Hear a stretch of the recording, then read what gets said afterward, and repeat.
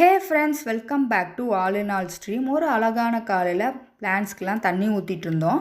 அப்போது அடினியம் பிளான்ட்டில் ஒரு லீஃப் மாதிரி இருந்துச்சு ப்ரௌன் கலரில். என்னடான்னு போய் பார்த்தா நல்லா தடியாக ஒரு புழு.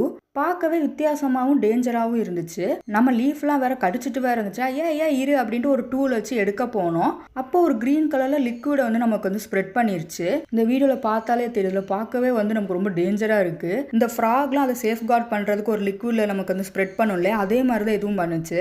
அதை நம்ம கையில் தொடாமல் அப்படியே எடுத்து நாங்கள் கீழே போட்டோம்.